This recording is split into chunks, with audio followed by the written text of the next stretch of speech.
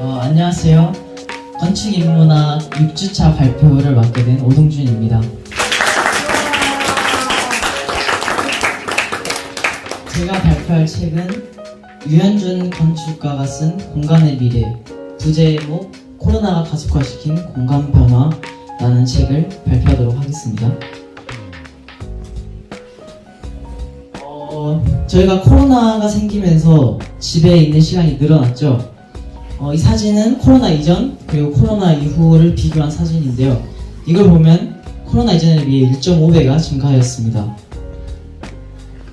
퍼센트로 보자면 155%가 증가했다고 합니다.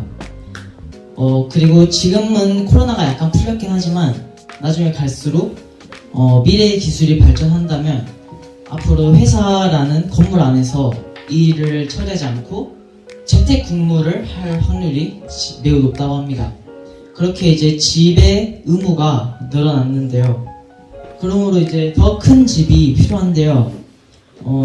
저희가 뭐 확장 공사를 하기도 어렵고 또 멀리 이사를 가기도 힘들잖아요. 그래서 해야 하는 것이 가구의 재구성입니다. 거실 하면 뭐가 있죠? 그쵸, 소파가 있죠. 안방이랑 방은 뭐가 있죠? 침대가 있죠, 그쵸? 하지만 여기에서 또 문제가 하나 있습니다.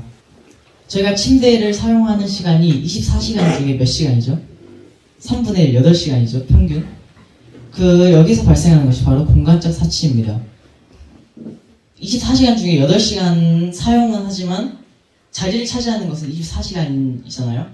그래서 공간적 사치가 발생하는데 소파에서 저희가 앉기도 하지만 주로 눕죠. 그쵸? 근데 소파와 침대를 굳이 나눌 필요가 있을까? 그리고 예전에는 기능에 따라서 건강과 가구를 나눴어요.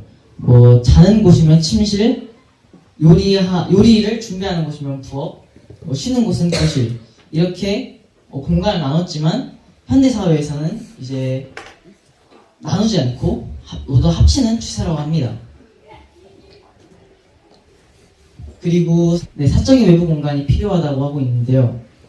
도시 속에서 자연을 만날 수 있는 공간이 뭐가 있죠? 뭐 공원? 아니면 손 들었어요. 하리스학교. 그쵸, 하리스학교 있죠.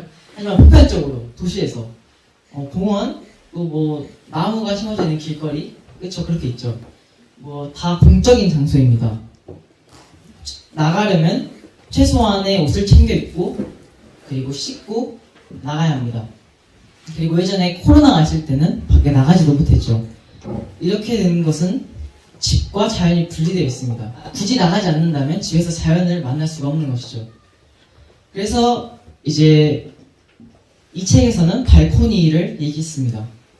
근데 지금 저희가 집에 거의 다 발코니가 없죠. 그쵸?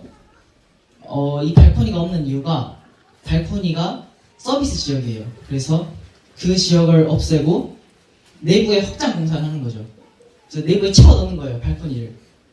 그래서 대부분의 발코니가 없지만 미래에는 공적인 외부 공간이 다 공적인데 이제 사적인 외부 공간이 필요하다고 하고 있습니다.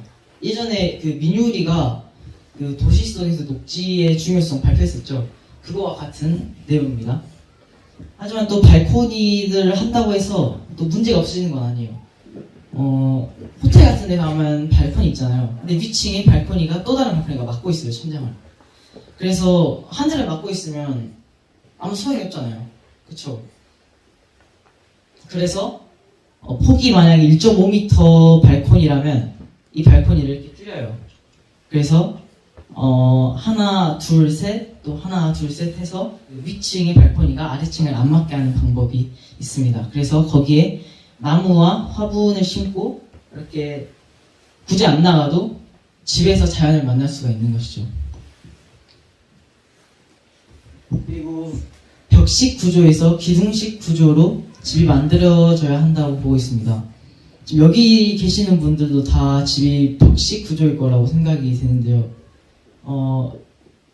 이 벽식 구조를 사용하는 이유가 가족들이 효율적이게 이 공간을 사용하기 위해서 벽으로 공간을 나누는데 우리나라의 전체 가구 중 60%가 1인 2인 가구예요. 그래서 굳이 이 벽을 할 필요가 없다는 것이죠. 이 벽식 구조를 사용하게 된다면 단점이 두 개 있어요. 하나는 층간 소음인데요. 이제 우리나라는 신을 벽고 생활하잖아요. 그리고 바닥이 온돌이나 딱딱한 재질이어서 진동 에너지가 이제 전달되기가 쉬워요. 그래서 층간 소음이 발생합니다. 그리고 또 하나는 굉장히 큰 단점인데 이제 시대가 바뀌면서 공간도 변화를 하잖아요. 옛날에는 뭐 식기세척기 있었어요. 그죠? 그 옷 주름 들어가는 그 스타일리시 그거? 스타일 아무튼 그것도 점점 많아지고 있어요. 그래서 앞으로는 더 가구가 많아질 거란 말이죠. 이제 공간의 수요가 많아질수록 공간도 같이 확장이 돼야 하는데 이 벽식 구조는 벽이 천장을 받치고 있는 상태이기 때문에 벽을 부수면 이제 건물이 무너지는 상황이 되는 거죠. 그래서 이게 가장 치명적인 단점이라고 합니다. 그리고 기둥으로 버티는 기둥식 구조는 말 그대로 벽으로 버티는 게 아니라 이쪽 그림도 나와 있지만 기둥으로 천장을 받친 상태예요. 그래서 벽을 부숴도 기둥이 받치고 있기 때문에 이제 공간의 수요에 맞춰서 적절히 이제 변형할 수가 있는 것이죠. 그리고 구조 건물의 시대가 올 것이라고 합니다. 사실 건물의 변화가 재료에서 많이 오잖아요. 서양의 재료가 이제 돌이나 벽돌, 딱딱한 재료로 많이 이제 건축을 해요. 이유가 이제 서양의 땅은 비가 분기마다 좀 적절히 맞춰서 오기 때문에 땅이 딱딱해집니다. 그래서 그 딱딱한 재료들을 구하기 쉬워서 서양은 그런 돌이나 벽돌로 많이 짓죠. 근데 이제 그러니까 동아시아에서는 장마철 있잖아요, 장마철. 그래서 비가 한꺼번에 많이 와요. 그때 지반이 약해져서 이제 건물이 무너질 확률이 높습니다. 하지만 그럼에도 불구하고 이제 저희 아파트는 거의 다 시멘트나 콘크리트 그런 걸로 하죠. 그래서 이제 목구조의 장점에 대해서 한번 알아볼 건데요. 굉장히 친환경적입니다. 목구조는 아까 다시 설명했었는데 기둥식 구조로 이제 변화를 할 수가 있어요. 적절히 변화를 할 수가 있고 부분적 보수가 쉽습니다. 어느 한 곳에 하자가 생겨도 쉽게 해결이 가능한 거죠. 그리고 탄소 배출이 없습니다. 시멘트나 콘크리트 아니면 그런 것을 이제 생산할 때 많은 양의 탄소 배출이 나오는데 이제 나무를 할 땐 그런 이제 배출을 안 하게 되는 거죠. 그리고 이 나무가 공기 중에 탄소를 흡수한다고 합니다. 이게 굉장히 친환경적이죠. 그래서 포스트 코로나 아파트의 5원칙을 한번 살펴보자면 1가구 1발코니 아까 말했다시피 사적인 외부 공간을 만드는 것입니다. 그리고 소셜 믹스 공원 이것은 이제 아파트 단지 안에 누구나 사용 가능한 공원이라든지 문화시설들을 이제 단지에 짓는 겁니다. 그리고 기둥식 구조 아까 설명했었는데 이제 기둥식 구조는 가장 변화하기 쉽기 때문에 시대에 맞춰서 이제 변화할 수가 있습니다.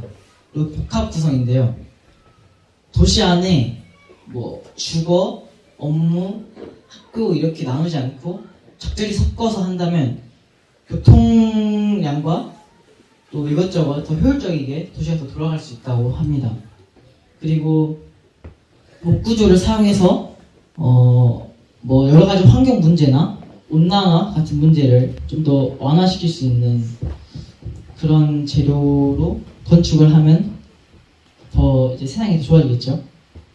이렇게 공간을 바꾸면 사회는 자연스럽게 바뀌게 돼요. 그래서 새로운 공간이 만드는 새로운 사회에서 저희는 살 수가 있는 거죠. 감사합니다.